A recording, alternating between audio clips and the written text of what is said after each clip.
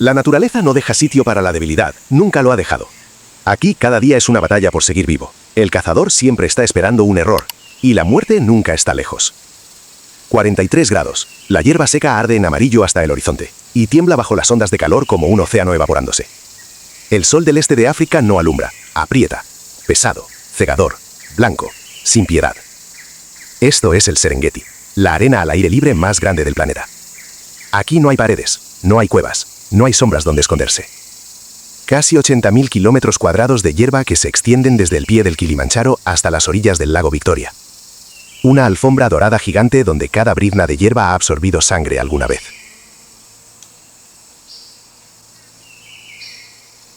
Y esa es la primera regla de este sitio. Aquí la presa puede ver llegar a la muerte desde 1,5 kilómetros de distancia. Pero la muerte también la ve a ella. Nada está escondido, nadie está a salvo. Antes de empezar, quiero que me digas una cosa en los comentarios. De todos los animales que viven aquí, ¿cuál crees tú que es el más peligroso de la sabana? Guárdate la respuesta, porque casi nadie acierta. Y al final de este vídeo vas a entender exactamente por qué. Porque en el corazón de esta arena hirviendo funciona una cadena de poder implacable. Desde el salto de pánico de la presa más pequeña hasta el rugido del que se sienta en el trono. Y esa cadena no es una lista de quién es más fuerte, es mucho más rana que eso. El animal más rápido del mundo pierde la mitad de sus cacerías. El que tiene la mordida más potente se pasa la vida robando. El que pesa 4 toneladas huye del agua. Y un cerdo salvaje de 80 kilos humilla a leones. En la próxima hora vas a ver por qué. Vas a conocer al que salta 10 metros para no morir, al que pasa de 0 a 100 kilómetros por hora en 3 segundos, y aún así se queda con hambre.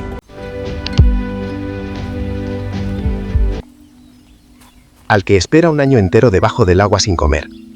Al que muerde con más fuerza que un león y todo el mundo llama cobarde. Y al que tiene que matar a su propio hermano para llevar corona. No todos son cazadores, y esa es la parte que casi nadie cuenta. En la sabana, las peleas más brutales no son entre el depredador y su presa. Son entre iguales.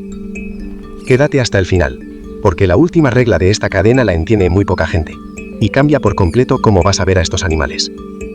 Y antes de bajar ahí, tienes que entender cómo funciona este sitio, porque la sabana no es un paisaje, es un reloj. Aquí hay 2 estaciones y solo 2.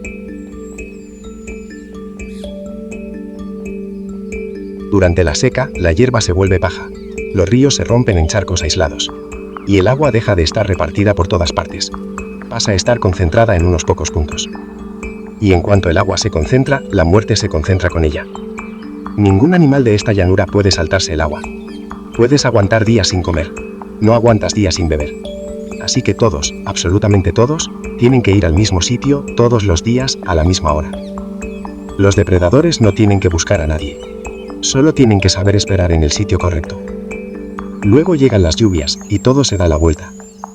La hierba nueva sale en cuestión de días. El agua vuelve a repartirse. Las manadas se dispersan, y de repente los cazadores se quedan sin su emboscada. Por eso en la sabana, la temporada de abundancia para las presas es la temporada de hambre para los cazadores. Y al revés. Nadie gana los 12 meses. Todo el mundo tiene su peor época del año. Empecemos por abajo, por el que vive cada segundo como si fuera el último.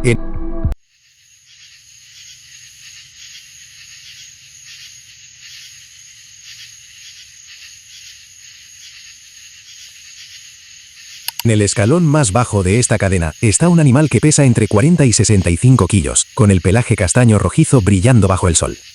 El impala. Y quiero que entiendas una cosa desde el principio. Este animal no es un antílope bonito que corre cuando se asusta. Es una escultura biológica diseñada durante millones de años para una sola función: escapar de la muerte. Todo en su cuerpo está calculado para eso. Sus saltos alcanzan 10 metros de longitud y 3 metros de altura. Una parábola perfecta cortando el aire caliente. Piénsalo un segundo. 3 metros de altura es la altura de un primer piso. 10 metros de largo es la longitud de un autobús urbano. Y este animal lo hace desde parado, sin carrerilla, sobre hierba seca. Pero lo verdaderamente brillante no es el salto individual, es lo que pasa cuando salta uno. Cuando un impala salta, la manada entera estalla. 20, 30, 50 cuerpos lanzándose al aire a la vez, en direcciones distintas, como fuegos artificiales hechos de hueso y músculo. Y ahí está el truco. Los ojos de un depredador no pueden fijar un objetivo cuando 50 objetivos despegan al mismo tiempo.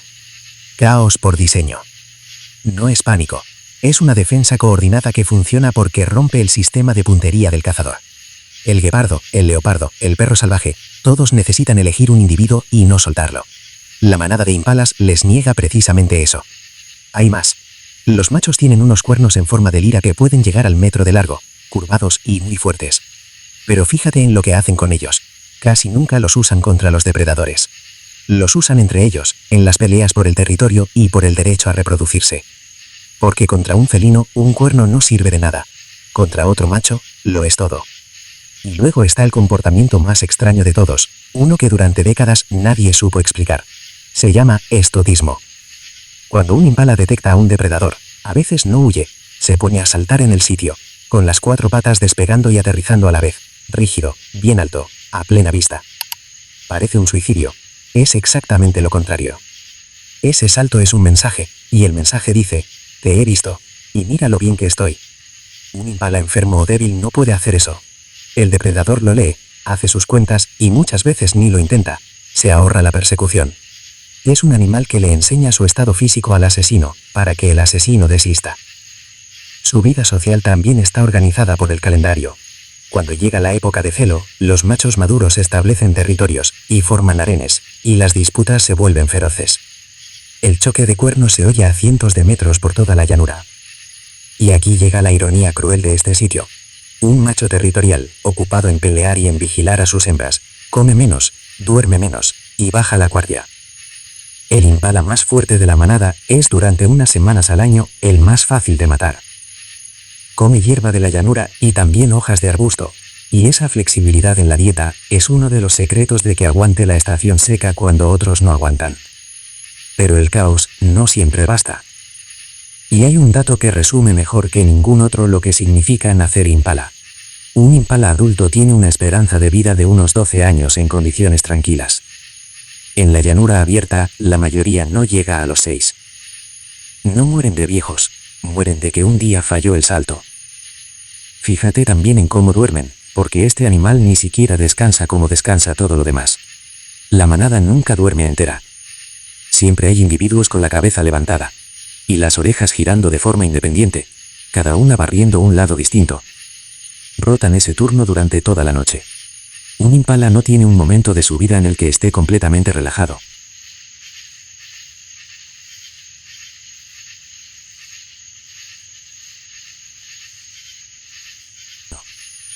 Porque la criatura que los persigue es la máquina de velocidad más perfecta que 4.000 millones de años de evolución han construido jamás. El guepardo pesa entre 35 y 65 kilos. Es el más ligero de todos los grandes felinos, y eso no es un defecto. Es la decisión de diseño más importante de su cuerpo, porque cada gramo de más es una fracción de segundo perdida. Su columna se curva como un arco tensado, estirándose y contrayéndose con cada zancada, hasta llevar cada paso a los 7 metros. De parado a 100 kilómetros por hora en 3 segundos.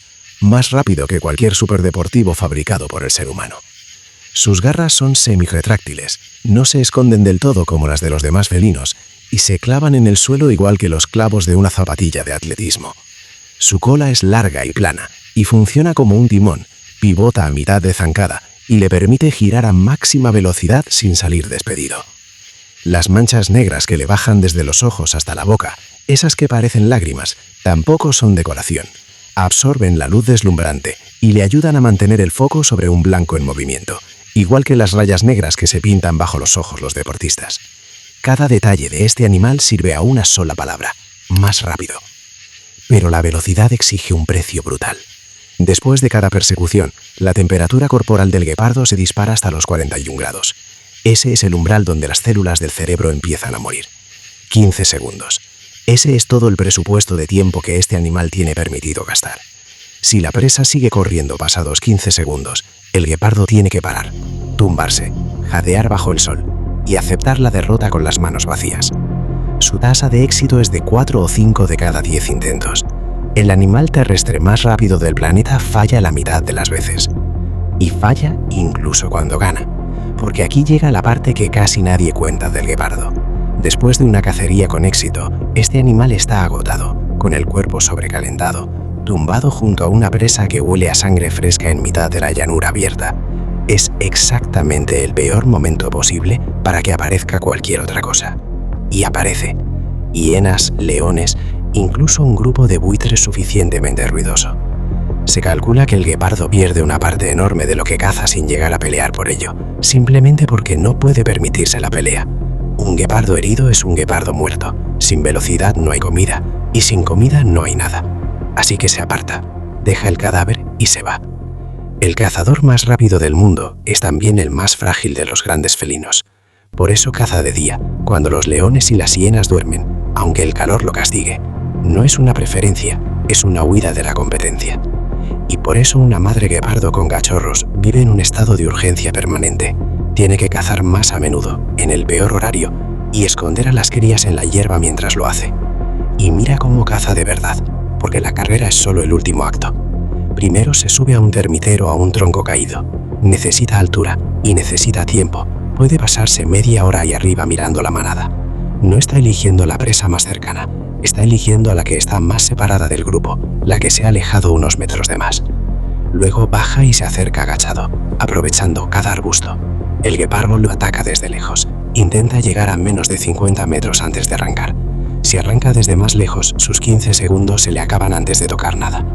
Y en la carrera no corre en línea recta, corre en la trayectoria del impala, que va zigzagueando para romperle el giro. Por eso ese timón de cola es tan importante.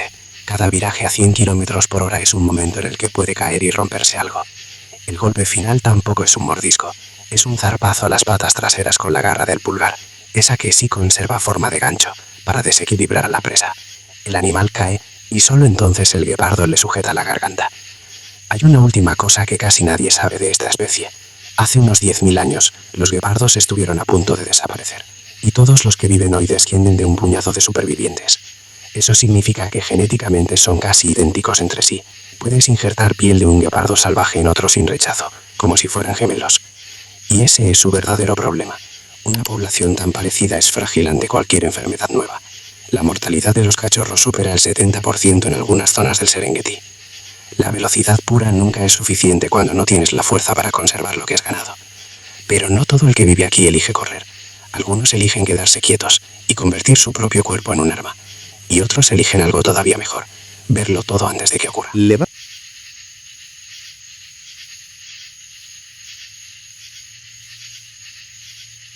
la vista, muy arriba.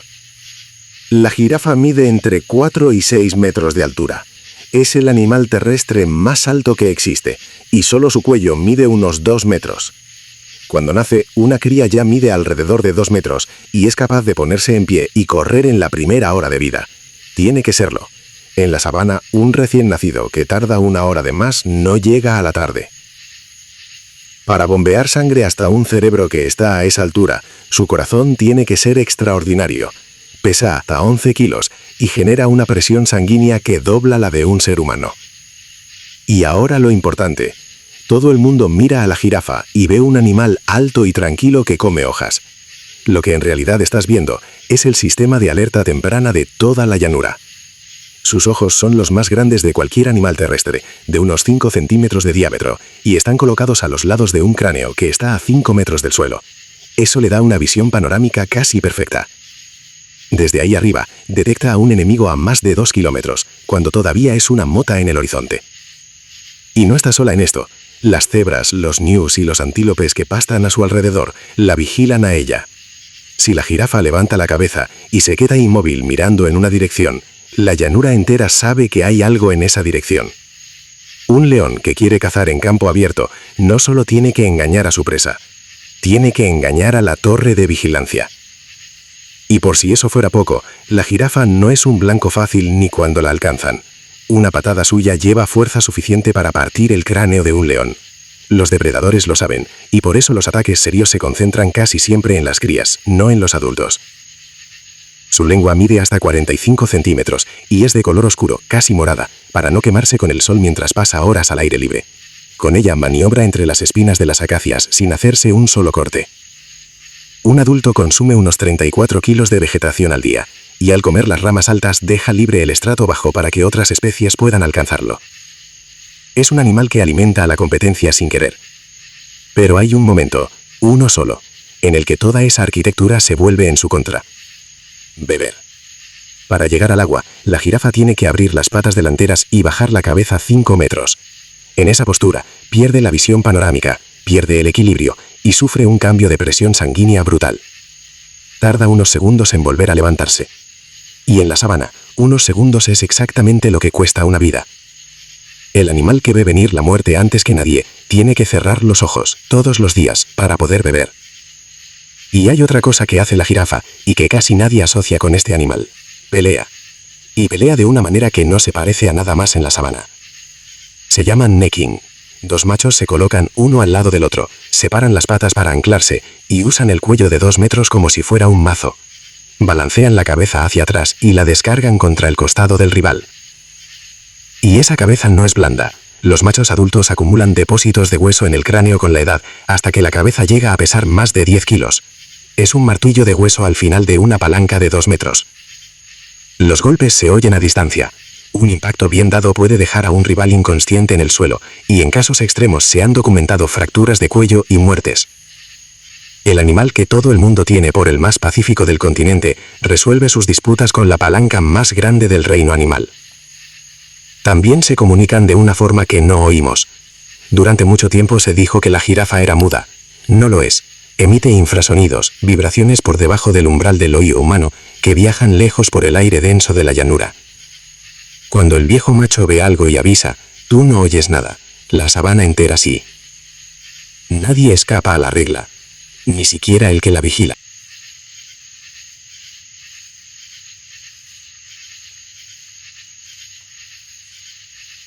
Y ahora llega el río, pero no es un río de agua. Más de 1,5 millones de ñus migran cada año, trazando un círculo de casi 3.000 kilómetros a través del Serengeti y del Masai Mara. Es la mayor marcha terrestre que queda sobre la Tierra. Cada uno pesa entre 120 y 270 kilos, y se mueven como un océano negro. Los cascos machacan el polvo hacia el cielo, y el retumbar se transmite por el suelo como los tambores de guerra de un ejército sin general. Porque eso es exactamente lo que son, un ejército sin general. No hay líder, no hay plan.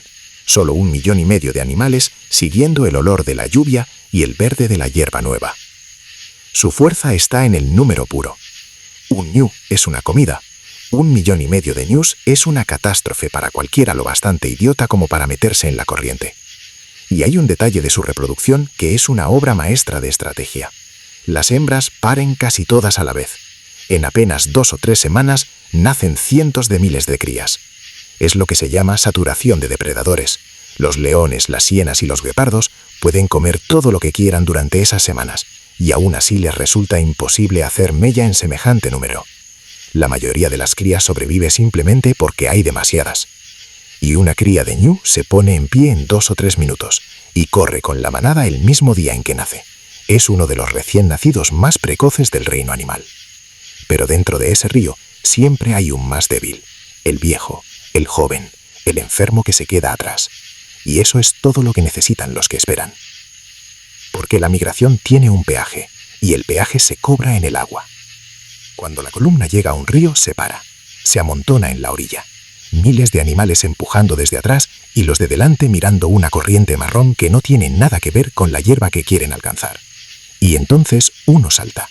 Nadie sabe por qué ese y no otro. Detrás de él saltan todos.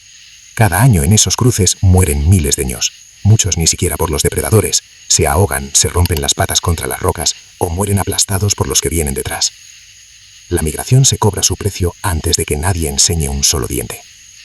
Y ahora la pregunta que se hace todo el mundo al ver la migración. ¿Por qué? ¿Por qué recorrer 3.000 kilómetros y cruzar ríos llenos de cocodrilos si hay hierba en casi todas partes? La respuesta está en el suelo, y es una de las historias más elegantes de África. Hace millones de años, los volcanes del Rift cubrieron el sur del Serengeti con ceniza. Esa ceniza convirtió la tierra en algo excepcional. Hierba muy corta pero cargada de fósforo y de calcio. Y eso es exactamente lo que necesita una hembra preñada y lo que necesita una cría para formar hueso. Por eso los ñus paren en el sur. No es casualidad ni tradición. Van a parir al único sitio donde la hierba fabrica esqueletos. Cuando esa hierba se agota, no les queda más remedio que subir al norte a buscar la que ha crecido con las lluvias. Y en el camino está el río. 3.000 kilómetros al año no son un capricho. Son la factura de haber nacido en el mejor sitio para nacer. Otra cosa que sorprende. No hay ningún ñu que sepa la ruta.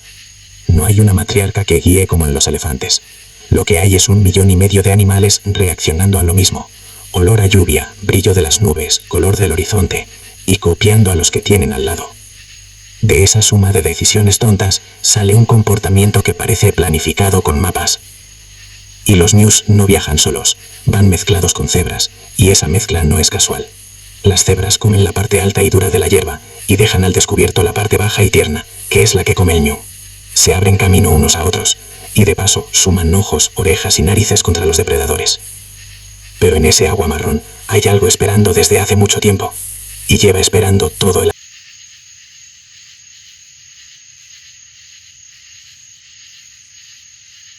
año. El cocodrilo del Nilo es el depredador más grande de África continental.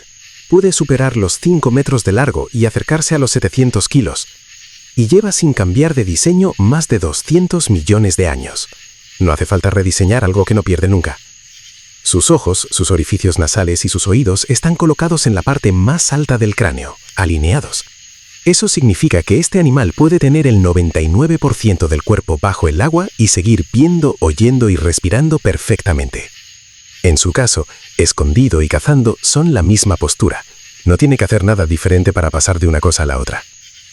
Su mordida es la más potente que se ha medido en un animal vivo, por encima de las 2 toneladas de fuerza. Es una mordida que atraviesa el hueso del muslo de un búfalo sin resistencia. Y sin embargo, los músculos que abren esa boca son ridículamente débiles. Una persona puede mantener cerrado el hocico de un cocodrilo grande con las manos. La evolución gastó todo el presupuesto en cerrar, porque abrir no mata a nadie. No mastica, no puede. Sus dientes solo sirven para agarrar y no soltar. Así que hace otra cosa. Se aferra, arrastra a la presa hacia el fondo y gira sobre su propio eje, una y otra vez, hasta arrancar el trozo que necesita. Ese giro tiene nombre y es una de las maniobras más eficientes de la naturaleza. Pero su verdadera arma no es ninguna de estas. Es el tiempo. Un cocodrilo grande puede pasar meses sin comer, y en condiciones extremas hasta un año entero.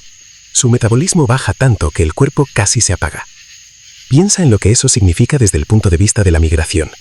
La manada cruza ese río una vez al año. El cocodrilo no necesita nada más. Se pasa 12 meses esperando un acontecimiento que dura 3 días. Y cuando llega, no falla. Se coloca justo donde el fondo obliga a los ñus a frenar. Se hunde y desaparece. Los animales pasan por encima de él sin verlo. El ataque sale del agua a una velocidad que no parece posible en algo tan grande. Se calcula que un cocodrilo puede alcanzar en el primer 1,5 metros una aceleración comparable a la de un felino, pero solo en línea recta y solo durante un instante. No le hace falta más. Y aquí está el detalle que le da la vuelta a todo. El cocodrilo del Nilo es también uno de los pocos reptiles con un comportamiento maternal muy desarrollado. La hembra vigila el nido durante casi 3 meses sin apenas comer, y cuando las crías rompen el huevo, las recoge en la boca, en esa misma boca de 2 toneladas de presión, y las lleva al agua una por una. Hay más cosas de este animal que parecen inventadas. El sexo de sus crías no lo deciden los cromosomas, lo decide la temperatura del nido. Unos pocos grados de diferencia en la arena determinan si de esos huevos salen machos o hembras. Es un sistema que funcionó durante 200 millones de años, y que hoy, con el clima cambiando, se ha convertido en un problema serio para la especie. Los cocodrilos también tragan piedras a propósito. Se quedan en el estómago y funcionan como lastre, ayudándoles a mantenerse estables y hundidos en el agua. Un submarino que se ajusta el peso. Y no siempre cazan solos. Se han documentado cocodrilos trabajando en grupo. Unos cortan el paso a un banco de peces mientras otros esperan, o varios individuos sujetan a la misma presa grande y giran en direcciones opuestas para desmembrarla más rápido. Ese reptil al que llamamos primitivo tiene coordinación social. Tampoco es sordo a la jerarquía. En una carcasa grande, los cocodrilos comen por orden de tamaño, y los pequeños esperan su turno sin discutir. Un cocodrilo pequeño que se salta el orden acaba siendo parte de la comida. Y la última, llegan a vivir 70 u 80 años. El cocodrilo que cruzó tus ojos puede haber estado esperando en ese mismo recodo del río desde antes de que tú nacieras. El animal con la mordida más fuerte del planeta transporta a sus hijos entre los dientes sin hacerles un rasguño.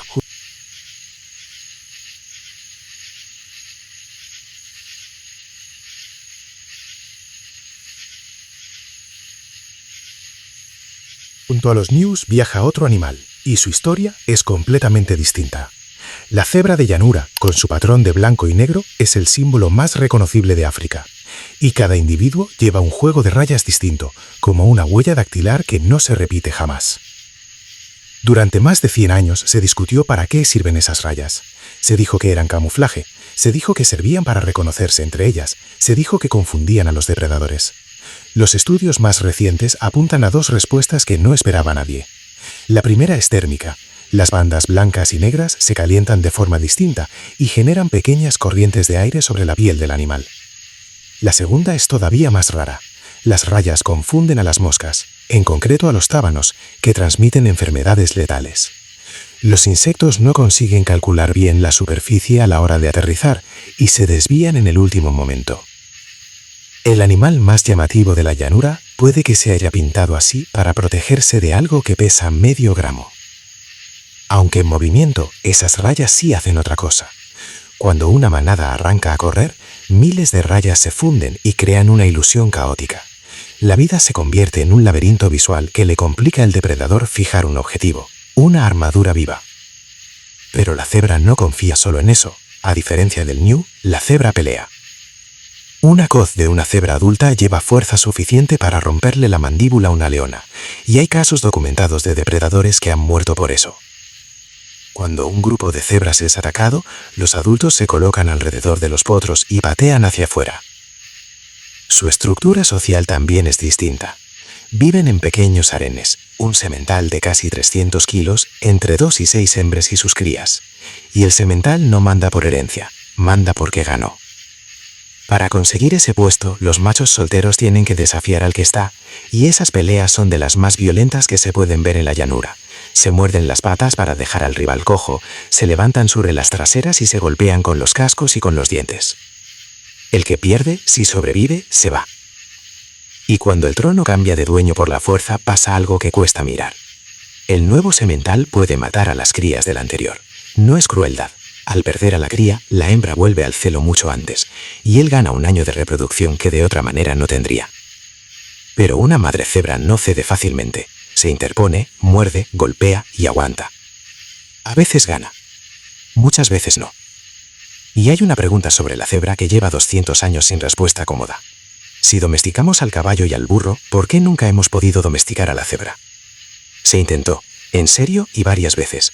Hubo carruajes tirados por cebras en el Londres del siglo XIX. Y fracasó siempre por el mismo motivo. Este animal tiene un instinto de pánico y una agresividad que no se apagan con la crianza. Una cebra que se ve acorralada no se resigna, muerde y no suelta. En los zoológicos hieren a más cuidadores que los tigres. La razón es que un caballo evolucionó huyendo de lobos, la cebra evolucionó huyendo de leones, hienas y cocodrilos, todos a la vez, todos los días, durante millones de años. No hay margen para un animal tranquilo en ese currículum. Ese carácter también explica cómo sobreviven en la migración. Cuando una manada de cebras es atacada y una queda separada, las demás no siempre huyen. Hay casos filmados de un grupo entero volviendo sobre sus pasos para sacar a una compañera de la boca de una leona a base de coces. Y un último detalle precioso. Cuando nace un potro, la madre se coloca delante de él durante los primeros días y no deja que se le acerque ningún otro adulto. Está haciendo que su cría memorice el dibujo exacto de sus rayas. Ese patrón es la cara de su madre. En una manada de miles de animales idénticos a nuestros ojos, ese aprendizaje de 2 días es lo que separa vivir de perderse. En la sabana no hay tiempo para el luto. Con la llegada de las lluvias empieza otro viaje, y un mapa invisible las guía por las rutas de sus antepasados.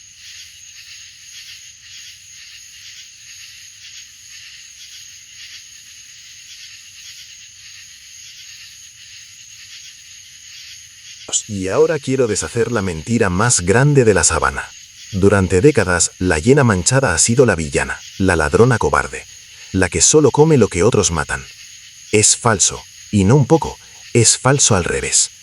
Alrededor del 60%, y en muchas poblaciones estudiadas hasta el 90% de su comida, sale de sus propias cacerías. La hiena es una de las depredadoras más eficaces de África, y la que roba mucho más de lo que se cree es precisamente el león. Empecemos por el cuerpo. Pesa entre 45 y 80 kilos. Los hombros son más altos que las caderas, lo que le da esa silueta inclinada tan reconocible. Y sobre todo, una zancada de fondista. Puede mantener 20 km por hora durante horas seguidas y acelerar hasta los 60 cuando hace falta. Esa es toda su estrategia de caza. No perseguir más rápido, perseguir más tiempo. Elige a un ñu, se coloca detrás y no se va, kilómetro tras kilómetro. La presa acelera, la hiena no.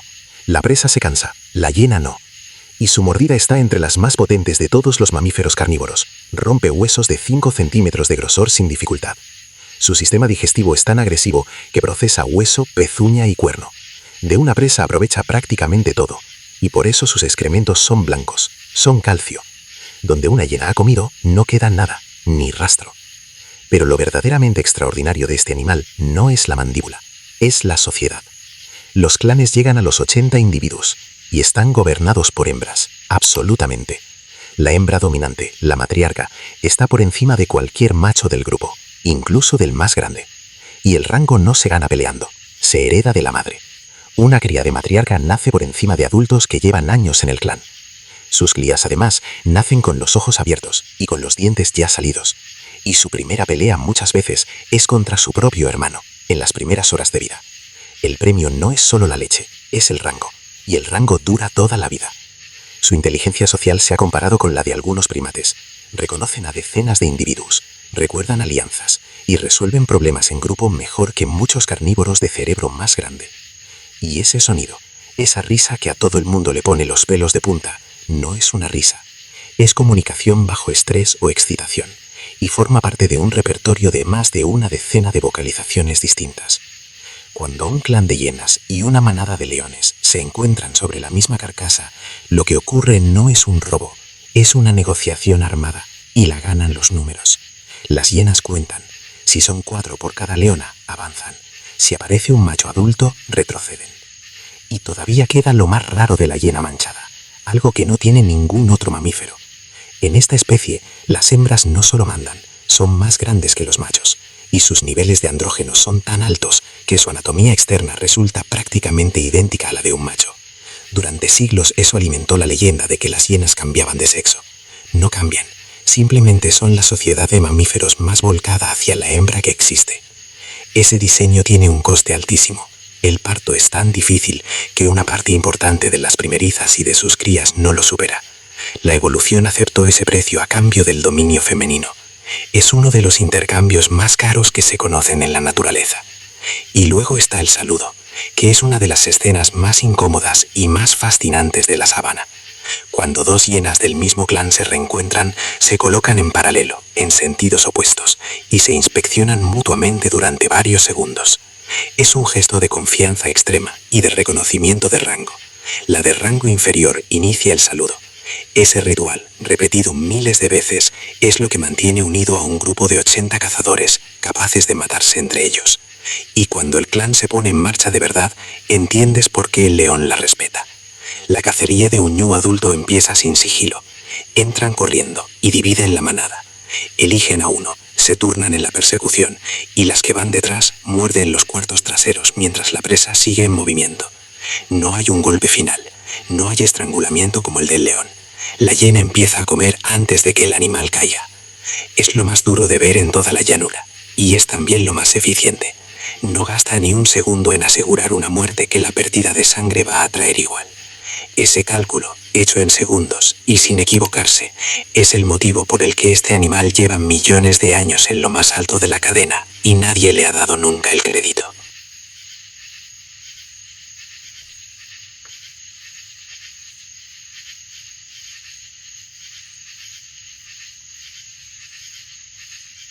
En la segunda parte de este vídeo vas a conocer al cerdo salvaje que humilla a los leones, al fantasma que sube a sus presas a los árboles, a la muralla de músculo que llaman la muerte negra, al tirano que controla el agua, a los gigantes que no le temen a nadie, y por fin al que se sienta en el trono y a lo que tuvo que hacer para llegar hasta ahí.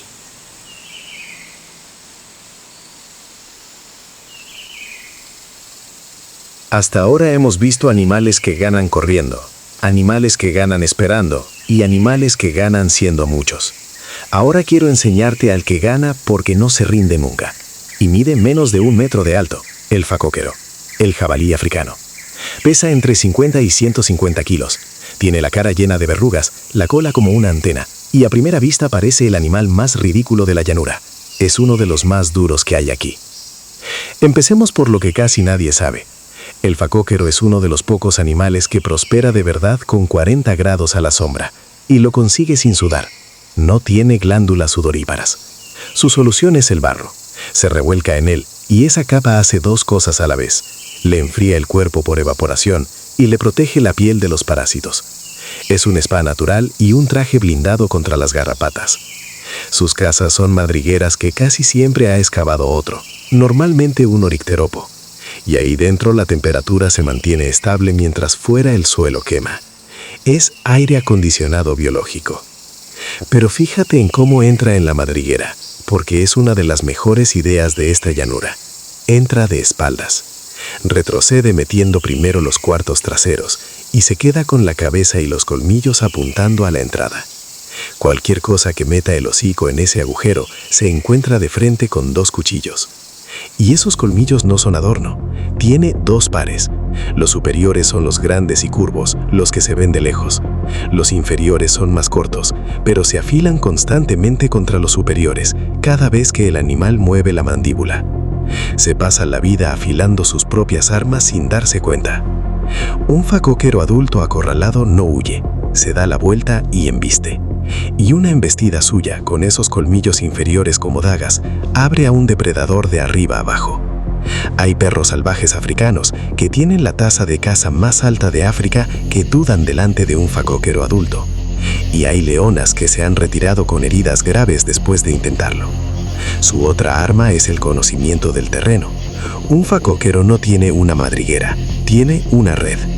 Varias entradas repartidas por su territorio, todas memorizadas.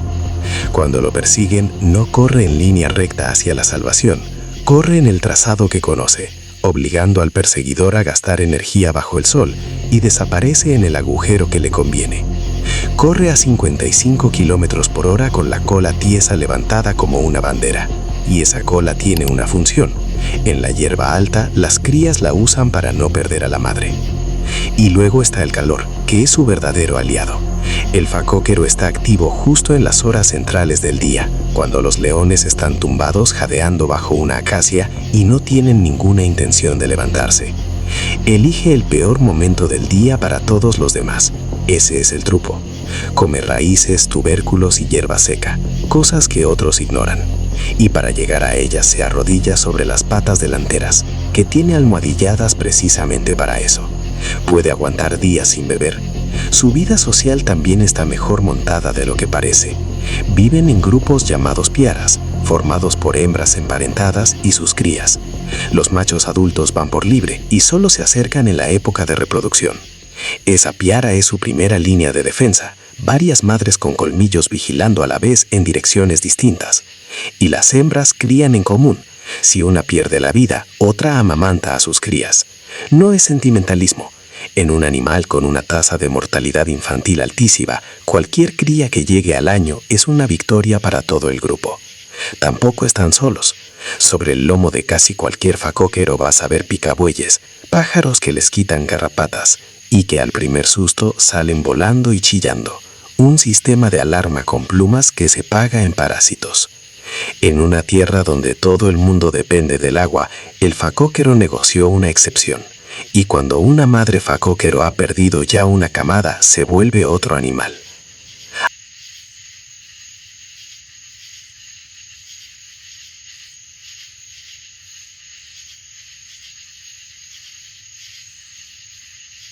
Ahora te voy a presentar al cazador con mejores números de toda África, y casi nadie lo conoce.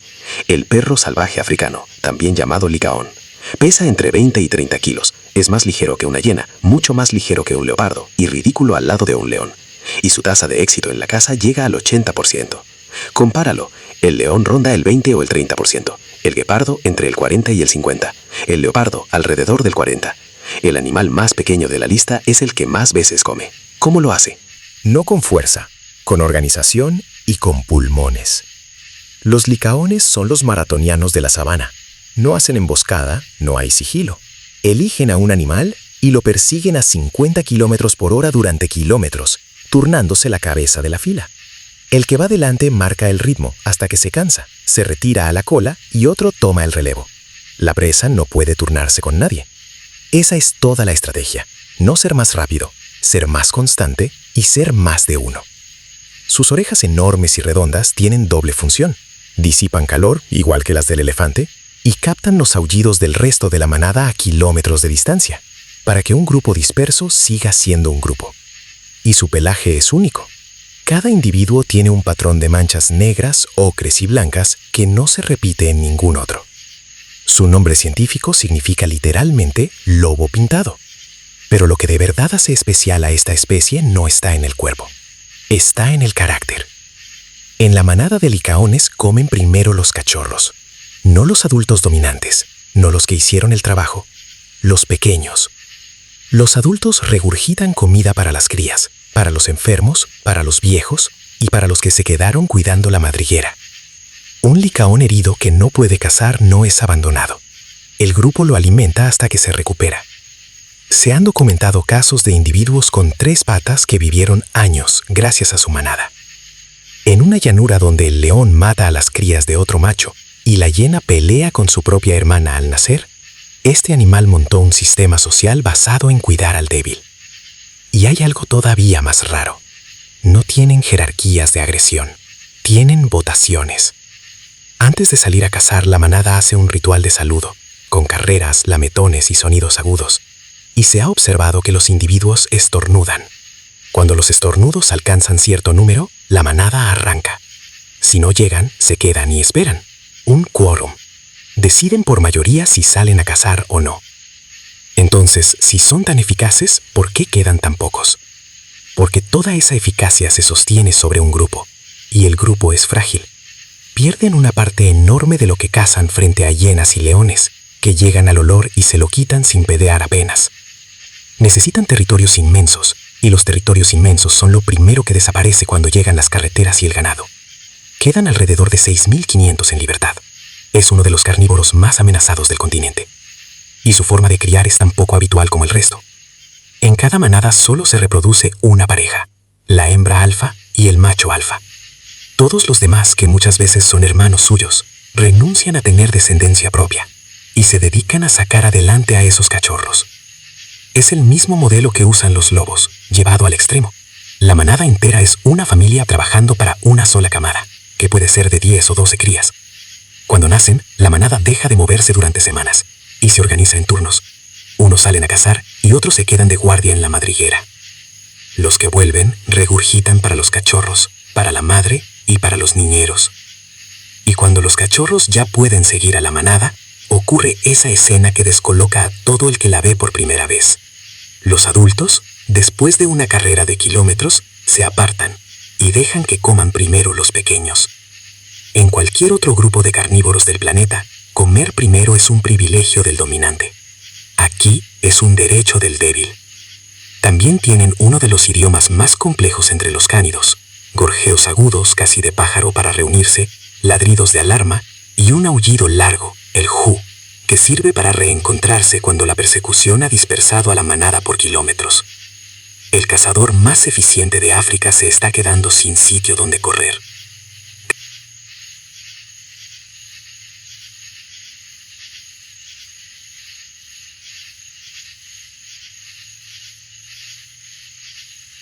Cambiamos completamente de manera de matar. El leopardo no corre detrás de nadie, no persigue durante kilómetros, no caza en grupo. El leopardo se acerca hasta 5 metros sin que nadie lo note, y después ya no hay persecución. Pesa entre 30 y 90 kilos, mucho menos que un león, y es por proporción el más fuerte de todos los grandes felinos. Su pelaje con rosetas rompe el contorno del animal. Ese es el punto clave, y mucha gente lo entiende mal. El camuflaje del leopardo no lo hace parecerse a la hierba. Lo que hace es que tu ojo no consiga montar una silueta. No se esconde en el bosque. Se convierte en el bosque. Se mueve con almohadillas que amortiguan cada paso, un músculo detrás de otro, como un muelle comprimido, y es capaz de aguantar inmóvil tanto tiempo que las presas se acercan solas. El ataque busca siempre el mismo punto, la nuca, donde la médula se junta con el cráneo. Un solo mordisco preciso termina el forcejeo antes de que empiece. y entonces hace lo que no hace ningún otro felino de este tamaño. Sube. Un leopardo puede izar por un tronco vertical una presa que pesa lo mismo que él, y a veces más. Se han documentado leopardos subiendo antílopes de más de 100 kilos a 10 metros de altura. Piensa en la mecánica de eso. Agarrar 70 kilos de peso muerto con la boca, sin manos, y trepar en vertical. ¿Por qué se toma esa molestia? Por lo que hemos visto en la primera parte de este vídeo.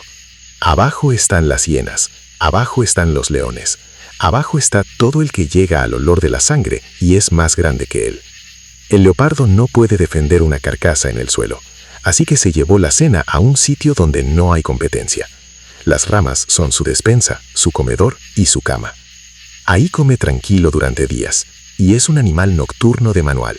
Su visión es unas 6 o 7 veces mejor que la nuestra en oscuridad, gracias a una capa reflectante detrás de la retina que aprovecha 2 veces cada fotón. Por eso sus ojos brillan cuando les da una linterna. Sus bigotes le miden el ancho de los huecos en total oscuridad, y las orejas giran de forma independiente. De todos los grandes felinos, el leopardo es el que mejor le ha ido en el mundo moderno, y la razón es incómoda. Es el más adaptable. Come de todo. Antílopes, monos, aves, peces, insectos, carroña. Vive en la selva, en la montaña, en el desierto y en las afueras de las ciudades. Hay leopardos viviendo hoy en los límites de metrópolis de millones de habitantes sin que casi nadie los vea. Su soledad, que parece una debilidad al lado de la manada de leones o del clan de hienas, es en realidad su ventaja.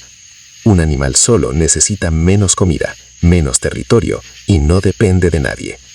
Su territorio funciona como una red de mensajes. El leopardo marca con orina, con arañazos en los troncos y con excrementos colocados a propósito en puntos visibles. Con eso escribe quién es, cuándo pasó y en qué estado está. 2 leopardos adultos casi nunca se encuentran, y ese es precisamente el objetivo. El sistema de marcas está diseñado para que no tengan que verse. Una pelea entre iguales, para un animal que caza solo, es un riesgo que no compensa nunca. Los territorios de los machos son grandes y se solapan con los de varias hembras. Y cuando una hembra tiene crías, las esconde y las cambia de sitio constantemente, cada pocos días. Porque el peligro para un cachorro de leopardo no son solo las hienas, es cualquier macho que no sea el padre. Las crías se quedan con la madre entre 1 año y medio y 2 años. Durante ese tiempo aprenden lo único que de verdad importa en su oficio, la paciencia. Un leopardo joven falla una y otra vez porque ataca demasiado pronto. Aprender a esperar 10 minutos más es la diferencia entre comer y no se enseña de otra forma que fallando. Y hay una variante suya que casi todo el mundo cree que es otra especie, la pantera negra. No lo es.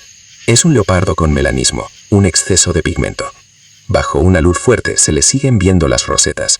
Es el mismo animal, con la misma manera de matar, vestido de sombra. La soledad no es debilidad. Es la esencia misma del poder del leopardo.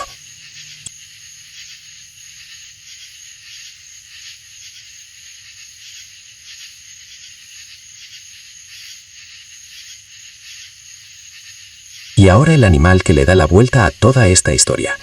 Porque hasta aquí hemos hablado de cazadores y de presas. El búfalo cafre rompe esa frontera. No caza a nadie y aterroriza a todos. Pesa hasta 900 kilos. Es una fortaleza móvil de músculo y hueso. Su rasgo más impresionante son los cuernos. En los machos maduros no son 2 cuernos separados. Las bases se fusionan en el centro de la frente y forman una placa de material tan duro como el hormigón. Se llama casco y aguanta la carga de un león adulto sin ceder. Un escudo y un símbolo de autoridad en el mismo hueso. Pero su verdadera arma no es el cuerno. Es que no huye.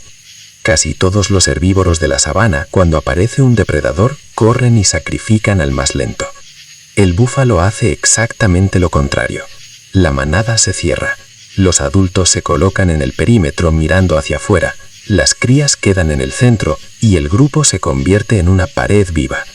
Y si un león logra sujetar a un miembro de la manada, pasa lo que no pasa en ningún otro sitio de esta llanura. Los demás vuelven a por él. Hay episodios filmados de manadas enteras rodeando a un grupo de leones, corneando y lanzando cuerpos por el aire para rescatar a un becerro ya atrapado. El cazador se convierte en cazado, la frontera se borra del todo. Por eso los cazadores lo llamaron muerte negra. No porque persiga a nadie, sino porque se niega a correr y pelea hasta el último aliento. Es responsable de más muertes humanas que casi cualquier otro animal grande de África. Y hay algo en su organización social que sorprende a todo el mundo. Las manadas pueden superar el 1.000.000 de individuos y están guiadas por hembras experimentadas. Cuando hay que decidir hacia dónde va el grupo, los búfalos no obedecen a un jefe, votan. Cada hembra se levanta y mira en la dirección hacia la que quiere ir. Cuando una mayoría coincide, la manada entera se mueve en ese sentido. Es una democracia silenciosa y es sorprendentemente precisa. A pesar de sus casi 900 kilos, nada con la soltura de un atleta y cada día puede beber más de 30 litros de agua. Y sí, tiene un enemigo capaz de ganarle. Un león solo, jamás. Pero una manada grande, coordinada, con varios machos y muchas horas de paciencia, a veces lo consigue. Y tiene otro rasgo que lo hace único entre los grandes herbívoros: rencor, o algo que se le parece mucho.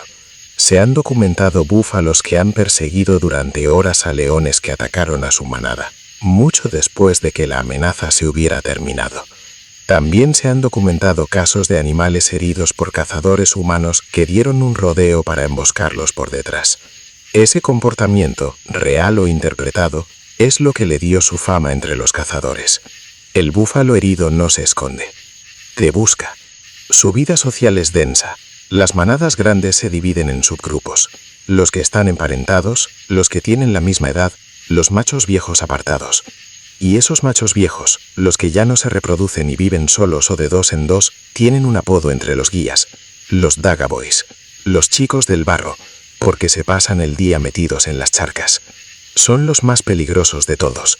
Sin manada que los proteja, sin nada que perder y con el cuerpo lleno de cicatrices, cargan a la mínima. Encima llevan pasajeros. Sobre el lomo de casi cualquier búfalo hay garcillas y picabueyes comiendo parásitos, y esos pájaros levantan el vuelo en cuanto detectan movimiento. Un depredador que se acerca a una manada de búfalos tiene que engañar también a las aves. Y una cosa más, que explica por qué el león insiste a pesar de todo. Un búfalo adulto son 700 u 800 kilos de carne. Una manada de leones puede comer varios días de un solo animal. El riesgo es enorme. El premio también. Ese enfrentamiento, búfalos contra leones, es la guerra más antigua y más equilibrada de la sabana. No la gana siempre el mismo bando.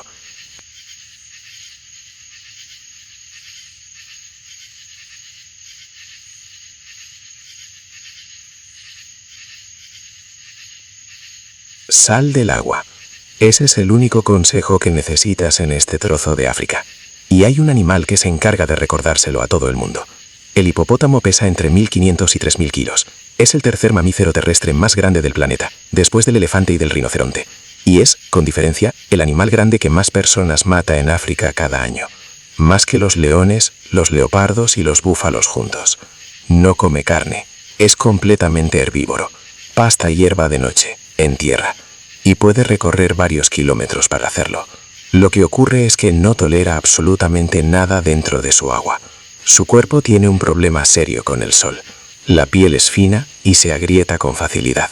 Su solución es una secreción rojiza, espesa, que segrega por los poros y que durante siglos la gente confundió con sudor de sangre. No es sangre. Es un protector solar biológico y además es antiséptico. Mantiene limpias las heridas en un agua llena de bacterias. Aún así, no le basta. Necesita estar sumergido durante las horas de sol para no sobrecalentarse. Y ahí está la raíz de todo su comportamiento. El hipopótamo no defiende el agua porque sea agresivo por gusto. La defiende porque el agua es literalmente su sistema de refrigeración. Y cuando llega la estación seca y las charcas se encogen, esa refrigeración se convierte en un recurso por el que merece la pena matar. Su boca abre casi 150 grados. Los colmillos inferiores, de marfil, crecen durante toda su vida y llegan a superar el medio metro, y se afilan solos al rozar con los superiores. Su mordida es capaz de partir por la mitad a un cocodrilo adulto. Los machos marcan territorio de una forma inconfundible. Defecan mientras hacen girar la cola como una hélice, esparciendo todo alrededor. Es un mensaje, y el mensaje es de propiedad. Y cuando dos machos no se ponen de acuerdo, la pelea es de las más brutales del continente. Se enfrentan con las bocas abiertas, midiendo el tamaño de los colmillos antes de chocar, y muchas veces eso basta. Cuando no basta, se destrozan. Debajo del agua no nada, camina. Se impulsa por el fondo con un galope lento, y puede aguantar la respiración unos 5 minutos. Duerme sumergido, y sube a respirar de forma refleja, sin despertarse. Y a pesar de esas 3 toneladas, en tierra alcanza 30 kilómetros por hora. Eso es más rápido de lo que corre la mayoría de las personas. Su vida en grupo también es distinta a todo lo demás. Un macho dominante controla un tramo de río con 20 o 30 hembras y sus crías, y no defiende un territorio de tierra, defiende una longitud de agua. Las crías nacen dentro del río y saben nadar antes que caminar. Maman debajo del agua, cerrando las fosas nasales y las orejas. Y la madre las defiende de una manera que espanta a cualquiera. Cuando un cocodrilo adulto se acerca demasiado, una hembra de hipopótamo carga contra él y lo saca del agua a mordiscos. En ese enfrentamiento, el cocodrilo pierde casi siempre. Hay algo todavía más extraño. En las grandes charcas se han observado hipopótamos protegiendo a otras especies, impalas o ñus atrapados en el agua y arrastrados por la corriente, empujados hacia la orilla por un hipopótamo. Nadie sabe con seguridad por qué lo hacen. Puede ser un instinto materno mal dirigido. El animal que más gente mata en África también es el que a veces saca del agua a animales que no le sirven para nada. Y su papel ecológico es enorme. Cada noche sale a comer decenas de kilos de hierba en tierra, y cada día devuelve todo eso al río. Ese aporte de nutrientes alimenta a los peces, y esos peces alimentan a media cadena. Los hipopótamos fertilizan el río del que expulsan a todo el mundo.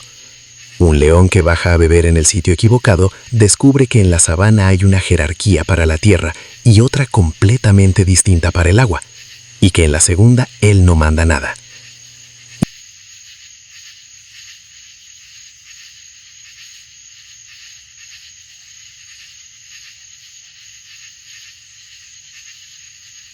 Y ahora el único animal de esta llanura que no le teme absolutamente a nada. El elefante africano llega a los 3 metros de altura y a las 6 o 7 toneladas. Es el animal terrestre más grande que existe hoy. Y aún así, lo primero que llama la atención cuando ves una manada de cerca es lo despacio y lo tranquilos que van. Cada parte de su cuerpo es una obra maestra. Las orejas, que pueden medir 2 metros, están recorridas por una red de vasos sanguíneos justo bajo la piel. Al abanicarlas, la sangre se enfría antes de volver al cuerpo. Es un radiador. La trompa tiene más de 40.000 haces musculares. 40.000. Es lo bastante potente como para tumbar un árbol y lo bastante delicada como para coger una sola valla del suelo. Y los colmillos son herramientas de supervivencia.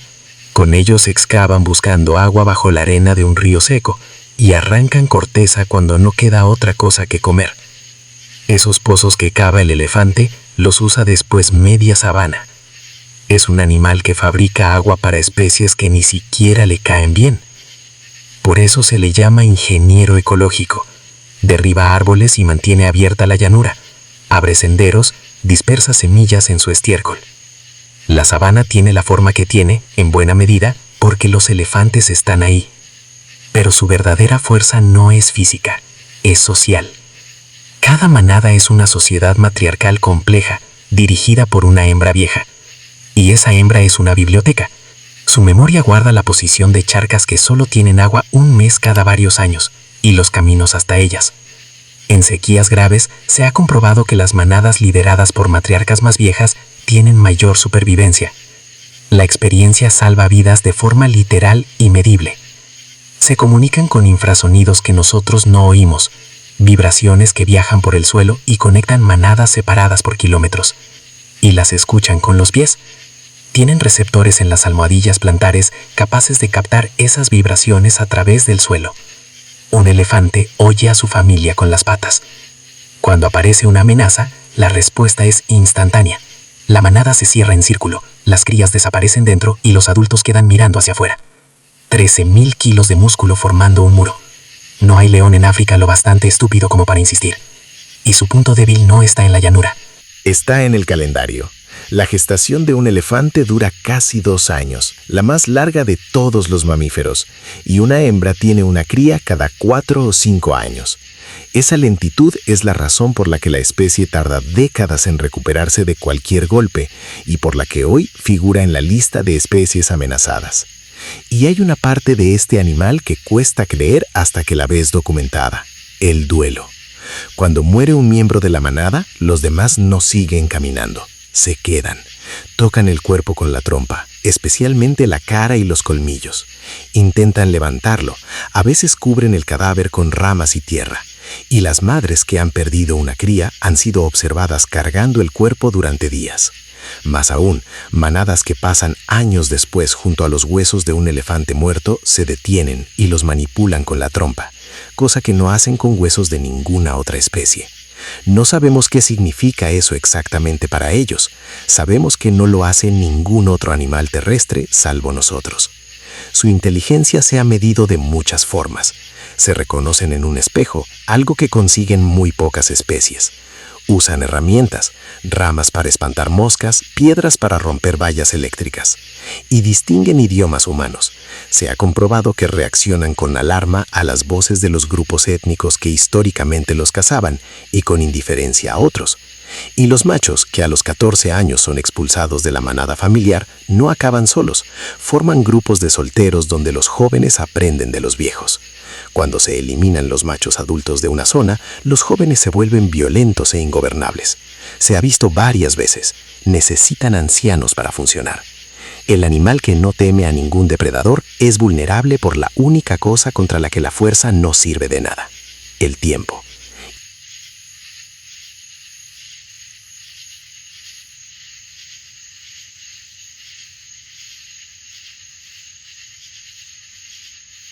Y llegamos al trono. El león es el segundo felino más grande del planeta, solo por detrás del tigre. Un macho llega a los 225 kilos y a los 3 metros de largo contando la cola. Pero su verdadera arma no son los dientes, es el sonido. Un rugido de león se oye a 8 kilómetros de distancia y lo domina antes de cumplir un año. Ese rugido hace 2 cosas a la vez: declara el territorio y mantiene conectada a la manada en la oscuridad. Y a diferencia de todos los demás felinos que viven solos, el león eligió la vida social. Una manada puede tener entre 3 y 40 miembros, y su núcleo son hembras emparentadas que crían juntas a la siguiente generación. Ahora los números, porque desmontan el mito. Una leona cazando sola tiene menos del 30% de éxito. Coordinadas, se convierten en una fuerza imparable capaz de derribar presas mucho más pesadas que ellas. La cacería es una operación militar. Un grupo empuja a la manada de ñus de frente para provocar la estampida. Otro flanquea por los lados cerrando la distancia. El salto va al costado, derriba, inmoviliza y busca la garganta hasta que el pecho deja de subir. Las cazadoras son ellas, casi siempre. ¿Y el macho? El macho hace otro trabajo, y es un trabajo brutal. Aquí llega la parte más dura de este vídeo. Para un león macho, el reinado no es un regalo. Se paga con sangre, y la tragedia empieza dentro de su propia familia. A los 2 o 3 años, los jóvenes son expulsados por su propio padre. Se convierten en nómadas, sin territorio y sin manada, en tierra de nadie, donde el único aprendizaje posible es sobrevivir. La mayoría no lo consigue. Los que aguantan lo hacen porque no van solos. En ese exilio se forjan las coaliciones de hermanos, y esa alianza es lo único que tienen. Y años después vuelven, no para reencontrarse con nadie, vuelven a derrocar. La batalla por el trono es una tormenta. El león es un velocista, no un fondista. Su cuerpo está hecho para un estallido devastador de potencia, no para una pelea larga. Cada segundo cuenta. Si el primer ataque falla, la energía se agota, el cuerpo se sobrecalienta y el que atacaba pasa a estar en peligro. El vencedor se lo lleva todo. El perdedor, si sobrevive, desaparece en las sombras. Y lo que ocurre justo después es lo más difícil de aceptar de toda la sabana. El macho nuevo mata a los cachorros del anterior. No es maldad, es aritmética. Mientras las hembras amamantan, no vuelven al celo. Al eliminar a esas crías, ellas están listas para reproducirse en pocos días. Un macho que conquista una manada suele mantenerla entre 2 y 3 años antes de que llegue otro más joven y le haga exactamente lo mismo. Toda esa violencia existe porque su tiempo en el trono es cortísimo. Y las leonas no lo aceptan sin más.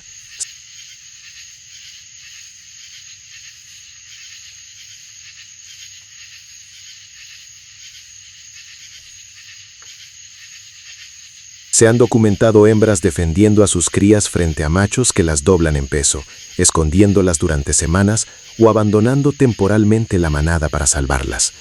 Su aspecto también cuenta una historia. En el Serengeti, una melena espesa y oscura es un anuncio de salud y de capacidad de pelea.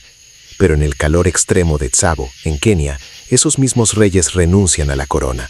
Hay poblaciones de machos casi sin melena, porque ahí la melena mata de calor. Hasta el símbolo más famoso de África se negocia con el clima. Y ahora, el dato que importa. El león dominó desde Europa hasta la India. Hoy quedan alrededor de 20.000 en África y unos pocos cientos en la India. Y hay una parte del león de la que se habla poco, porque no encaja con la imagen del rey. El león roba muchísimo. Un macho adulto necesita hasta 40 kilos de carne en una sola comida, y conseguirlos cazando es caro, así que hace lo más barato. Se acerca a una carcasa que ya está ocupada, ruge y se la queda. Buena parte de lo que come un león grande lo mató otro. Guepardos, leopardos, hienas, perros salvajes. El rey es también el mayor ladrón de la llanura, y esa es exactamente la acusación que llevamos siglos haciéndole a la hiena. Su día tampoco es lo que la gente imagina. Un león duerme o descansa entre 18 y 20 horas diarias. No por pereza, porque su cuerpo está diseñado para un gasto explosivo y muy corto, y el resto del tiempo lo dedica a no gastar nada. Cazan sobre todo de noche. Su visión nocturna es unas 6 veces mejor que la nuestra, y la oscuridad les quita a las presas la ventaja de verlos venir desde lejos. Y hay algo casi tierno dentro de toda esa violencia. Las leonas de una manada suelen parir con pocas semanas de diferencia, y luego crían en común. Una hembra amamanta a los cachorros de su hermana sin distinguir cuáles son suyos. Esa guardería colectiva es la razón de que sobrevivan tantos cachorros como sobreviven, que aún así no llegan ni a la mitad. Y cuando los machos hermanos conquistan por fin una manada, no se pelean entre ellos por las hembras. Han pasado años sobreviviendo juntos y esa alianza aguanta. Cuanto mayor es la coalición, más tiempo dura el reinado. 2 hermanos aguantan más que uno solo, 3 más que 2. Hasta en la cima, nadie gana solo. El rey de los animales está librando su propia batalla por la supervivencia, y esta vez no es contra los búfalos.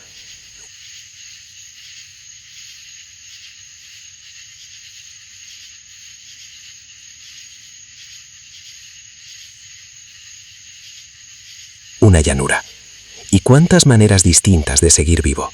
Saltar 3 metros para que 50 cuerpos despeguen a la vez. Correr a 100 kilómetros por hora durante 15 segundos y ni uno más.